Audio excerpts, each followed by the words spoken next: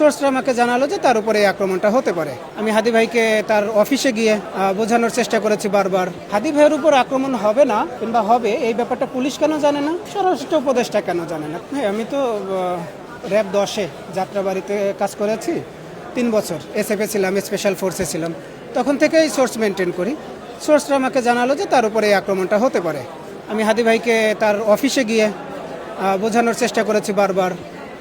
যখন দেখেছি সে বুঝবে না, তখন আমি নিজে থেকেই চিন্তা করলাম যে ওনার সাথে আসলে 2-3 দিন থাকা উচিত। তো আজকে সকালে ঠিক সময় বের হয়েছিলাম।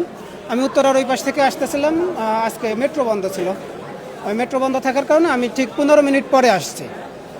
এসেই শুনি যে আসলে এরকম একটা আক্রমণ তার উপর হয়ে গেছে।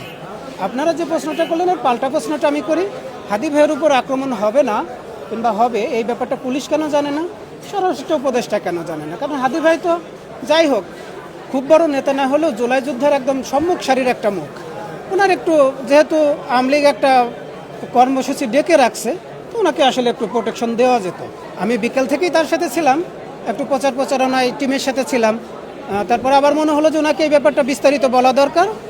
কালচারাল সেন্টারে গিয়ে আধা ঘন্টার মতো তাকে বুঝাই আসছি যে ভাই ব্যাপারটা নিয়ে একটু সাবধান থাকতে হবে, লাইফ রিস্ক থাকতে পারে। রাজনীতি করলে লাইফ রিস্ক থাকবে, আপনি দেশের জন্য যুদ্ধ করলে লাইফ রিস্ক থাকবে, এটা স্বাভাবিক প্রক্রিয়া। দেখুন, আমাদের নজর রাখতে হবে শেখ হাসিনার ফোন কলের দিকে, যে আসলে উনি কিভাবে দিক নির্দেশনা দিচ্ছে।